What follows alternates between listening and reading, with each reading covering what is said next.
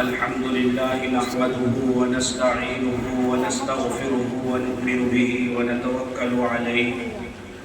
ونعوذ بالله من شرور أنفسنا ومن سيئات أعمالنا من يهده الله فلا مضل له ومن يضلله فلا هادي له ونشهد أن لا إله إلا الله وحده لا شريك له ونشهد أن سيدنا ومولانا محمدا عبده ورسوله أما بعد فأعوذ بالله من الشيطان الرجيم بسم الله الرحمن الرحيم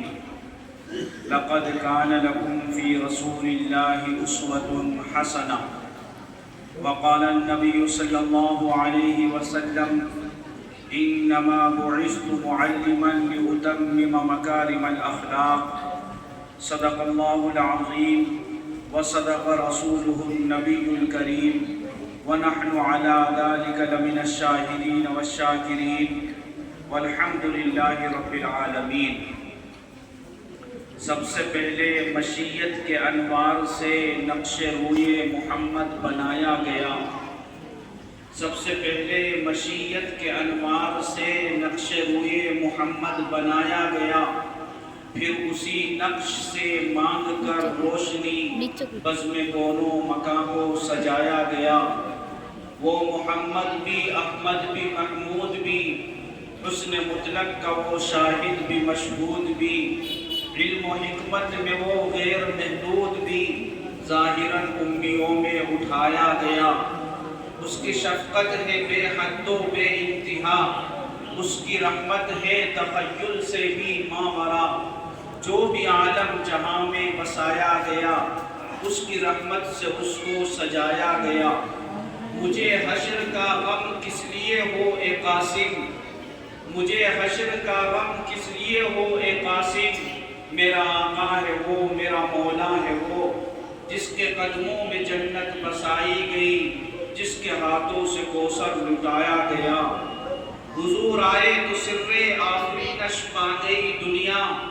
اندھیروں سے نکل کر روشنی میں آ گئی دنیا۔ بجھے چہروں کا زنگ اترا، ستے چہروں پہ نور آیا۔ حضور آئے تو انسانوں کو جینے کا شعور آیا۔ حضرات، معزز سامعین کرام، قابل قدر علماء نظام، سب سے پہلے تو میں آپ سبھی حضرات کا اور خاص طور پر آپ کے امام محترم حضرت مولانا محمد شاداب صاحب دامت برکاتہم العالیہ کا شکر گزار ہوں کہ جن کے توسط سے میری آپ حضرات کے درمیان میں حاضری ہوئی، کہ انہوں نے اس نورانی اور رونق محفل میں مجھ سے سیاکار کو بھی شرکت کی سعادت سے نوازا، اور اپنی خوش نصیبیوں میں مجھ سے بد نصیب کو بھی حصے دار کر لیا۔ حضرات، یہ محفل اور یہ مجلس جس میں آپ حضرات بیٹھے ہوئے ہیں، یہ بہت عظیم اور عظیم سے عظیم تر ہے، اس لیے کہ اس محفل کا انتخاب اور اس محفل کی نسبت اللہ کے رسول کی طرف ہے، اس لیے کہ اس محفل کے اندر نبی کریم صلی اللہ علیہ وسلم کی سیرت کو بیان کیا جائے گا، نبی کریم صلی اللہ علیہ وسلم کے سیرت کے گوشوں کو بیان کیا جائے گا، اور مجھے آج آپ حضرات کے سامنے نبی کریم صلی اللہ علیہ وسلم کی اس سیرت کو بیان کرنا ہے، اور اس حیات طیبہ کو بیان کرنا ہے جو آپ علیہ السلام کی زندگی، مکی زندگی سے تعلق رکھتی ہے۔ ویسے تو آپ علیہ السلام کی زندگی کو مختلف انداز سے مختلف حصوں میں تقسیم کر سکتے ہیں۔ مثلاً آپ یوں بھی کہہ سکتے ہیں کہ آپ علیہ السلام کی زندگی کے دو حصے ہیں۔ ایک حصہ وہ ہے جو نبوت اور بعثت سے پہلے کا ہے، اور ایک حصہ وہ ہے جو نبوت ملنے کے بعد کا ہے۔ یا یوں بھی کہہ سکتے ہیں کہ ایک آپ کی مکی زندگی ہے اور دوسری آپ کی مدنی زندگی ہے۔ یا آپ یوں بھی کہہ سکتے ہیں کہ آپ کی زندگی زندگی کا ایک حصہ وہ ہے کہ جو ہجرت سے پہلے کا ہے،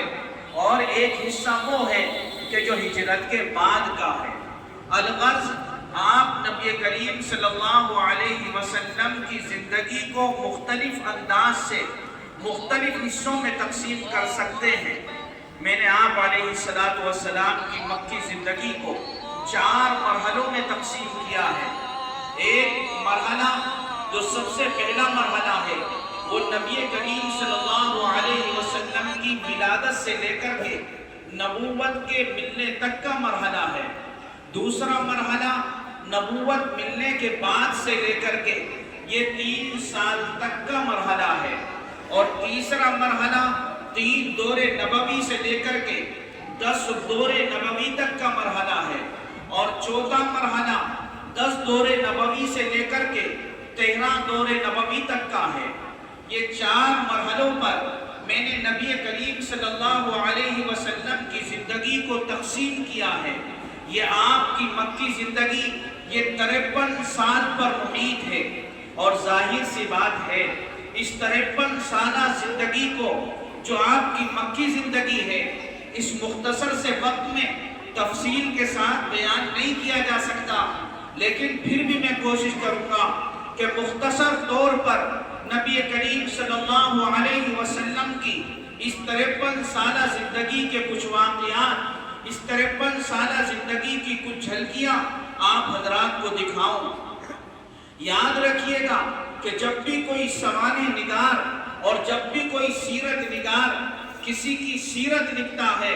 اور کسی کے سوانح لکھتا ہے تو اس کی سیرت کا آغاز اور اس کے سوانح کا آغاز اس کی پیدائش سے شروع ہوتا ہے اور اس کی موت پر جا کر کے ختم ہو جاتا ہے۔ لیکن نبی کریم صلی اللہ علیہ وسلم کی سیرت کا آغاز آپ علیہ السلام کی پیدائش سے نہیں ہوتا، بلکہ اس کائنات کی ابتدا سے بھی پہلے ہوتا ہے، اور آپ علیہ السلام کی سیرت کا اختتام اور آپ علیہ السلام کی سیرت اس وقت ختم ہوگی جبکہ حشر قائم ہوگا، قیامت قائم ہو جائے گی، اور ہر ایک شخص اپنے اعمال کے مطابق جنت اور جہنم میں چلا جائے گا۔ اس وقت نبی کریم صلی اللہ علیہ وسلم کی سیرت کا اختتام ہوگا۔ اس لیے نبی کریم صلی اللہ علیہ وسلم نے فرمایا اول ما خلق اللہ نوری، کہ اللہ تبارک و تعالیٰ نے سب سے پہلے میرے نور کو پیدا کیا۔ اس وقت نہ عرش تھا، نہ کرسی تھی، نہ یہ زمین تھی، نہ یہ آسمان تھا، نہ یہ چاند اور ستارے تھے،